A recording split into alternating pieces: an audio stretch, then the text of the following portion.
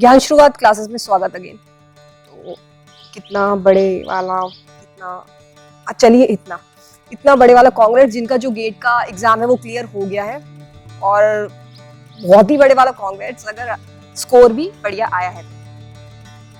चलिए आज का क्वेश्चन ये है कि गेट या फिर नेट जेआरएफ, सीएसईआर नेट जेआरएफ या फिर यूजीसी नेट जेआरएफ, तो क्या चीज मैटर करती है if you are looking for research programmes in IITs और आईआईएससी और various other institutions, good institutions. क्या चीज मैटर करती है? हम लोग रिसर्च के लोग हैं तो बहुत सारे क्वेश्चंस हमारे दिमाग में आते रहते हैं। तो देखिए, सबसे पहली बात तो मैं आपको यहाँ पे बताना चाहूंगी, कभी कभी क्या होता है कि अभी जो है कुछ टाइम पहले सीएसईआर नेट जेआरएफ का जो रिजल्ट है वो आउट हुआ था। तो हो सकता है कि आपकी जो रैंक है, आपका स्कोर या रैंक इतना अच्छा नहीं आया है, ठीक।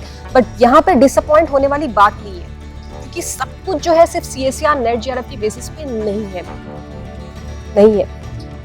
Institutions do consider good grade score और other fellowship examinations as well.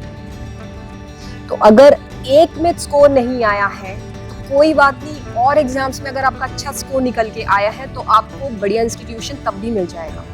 और ये मैं शॉर्टलिस्टिंग की बात कर रही हूँ। आगे जो है इंस्टीट्यूशंस में स्क्रीनिंग भी होती है, इंटरव्यू भी होता है, ऑब्वियस सी बात है, तो वो भी डिसाइडिंग फैक्टर्स होते हैं। So let me clarify that as well. So चलिए बात करते हैं यहाँ पे आईआईएससी की, क्योंकि अगर हमारा स्कोर बढ़िया आया है तो हम लोग टारगेट कर रहे हैं टॉप मोस्ट रिसर्च इंस्टीट्यूशन, वो है आईआईएससी। तो आईआईएससी में अलग अलग स्ट्रीम्स हैं और हम लोग उसी बेसिस पे अपने रिज्यूमे वहां पे अप्लाई करेंगे अपने इंटरेस्ट के अनुसार। तो पहला तो टारगेट यही होगा। फॉर इंस्टेंस किसी को न्यूरो साइंस में इंटरेस्ट है, किसी को डेवलपमेंट एंड मॉलिक्यूलर जेनेटिक्स में इंटरेस्ट है, जो भी आपका एरिया ऑफ इंटरेस्ट है उनके अनुसार उसके अकॉर्डिंगली अप्लाई करेंगे। तो various streams are there, we talk of life sciences, biotechnology and all related. Cut off जो है अलग अलग स्ट्रीम्स की अलग अलग जा रही है और वो कैटेगरी वाइज भी डिफर कर रही है। फॉर एग्जाम्पल अगर हम लोग बात करें सीएसईआर यूजीसी जेआरएफ की, तो वहां पे दे कंसीडर रैंक, वहां पे वो रैंक को कंसीडर करते हैं and up to like they look for the top 100 rankers. तो अगर आप लोग प्रीवियस ईयर्स की कट ऑफ देखेंगे तो 100 तक जा रही है अलग अलग स्ट्रीम्स के लिए। कहीं कहीं पे तो बिल्कुल ही टॉप 50 पे क्लोज हो जाती है, टॉप 30 पे भी आई गेस हो जाती है, कहीं कहीं पे हो जाता है। वो कभी कभी जो है कट ऑफ जो ऊपर नीचे होती रहती है। So that's for CSIR UGC JRF. अब मान लिया रैंक जो है वो नहीं अच्छी आई, टॉप 100 में नहीं आई, उतनी नहीं है सेटिस्फैक्टरी, कोई बात नहीं।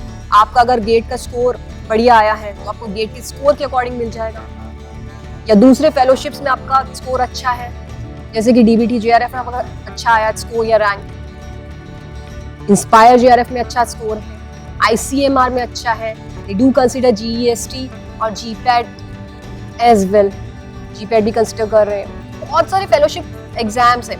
तो आपका जो भी क्लियर हुआ है और भी फेलोशिप्स एग्जाम्स क्लियर है तो कोई बात नहीं, दे आर कंसीडरिंग अगर अच्छी रैंक सीएसईआर यूजीसी जेआरएफ में नहीं है। तो अगेन अगर आप लोग कट ऑफ को कंपेयर करेंगे तो यूजीसी जेआरएफ, अगर सीएसईआर जेआरएफ नहीं है तो यूजीसी जेआरएफ में काफी जगहों पे, काफी स्ट्रीम्स में दे मेंशन ऑल, उसके थ्रू एंट्री हो जाएगी। सो ये बात है आईआईएससी की एलिजिबिलिटी क्राइटेरिया। कट ऑफ जितनी जाएगी एंट्री शॉर्टलिस्टिंग के लिए, उसके बाद में द पैनल डिसाइड्स ऑब्वियसली। अब हम लोग बात करते हैं आईआईटीज की। आईआईटीज में गेट या जेआरएफ, क्या सिर्फ गेट के बेसिस पे एंट्री हो रही है या फिर JRF also they are considering for research programmes? So they do consider, again वही क्राइटेरिया रहता है, जेआरएफ, गेट और अदर फेलोशिप एग्जाम्स। तो अगर आप लोग मेन वेबसाइट पे जाके देखेंगे एलिजिबिलिटी क्राइटेरिया में, so they have clear cut mention a valid good GATE score. कहीं कहीं पे स्कोर भी बता देते हैं कट ऑफ में कितना गया है, और JRF they are considering CSER, NET JRF or UGC JRF or other fellowship exams as well. Again, exemptions भी हैं, जैसे सेंट्रल यूनिवर्सिटी जो फंड कर रही है वहाँ पे एग्जाम हो जाते हैं कैंडिडेट्स वहाँ पे। कुछ IITs में CSER या UGC नेट के थ्रू, लेक्चरशिप के थ्रू भी एंट्री होती है, दे डू कंसिडर। पर कोई बात नहीं, JRF भी नहीं हुआ है, नेट काफी जगह कंसिडर हो रहा है, LS उसके बेसिस पे एंट्री हो जाएगी, शॉर्ट लिस्टिंग हो जाएगी। आई रिपीट, तो GATE, JRF, NET, national level exams और a good academic record in your graduation or post graduation. Sometimes they mention again, sometimes they do not. कहीं पे बोल देते कि इतना आपका परसेंटेज होना चाहिए, इतना CGPA होना चाहिए, इतना परसेंटाइल होना चाहिए, कहीं पे नहीं भी। तो अगर आप लोग टॉप IITs में टारगेट कर रहे हैं, दिल्ली, मुंबई, मद्रास की अगर मैं बात करूँ, तो वो टॉप रैंकर्स खुद काफ़ी बढ़िया स्कोर ले रहे हैं, टॉप रैंकर्स अपनी 200-300 तक कंसिडर। ओवरऑल देखते हुए शॉर्ट लिस्टिंग होती है इन इंस्टीट्यूशंस।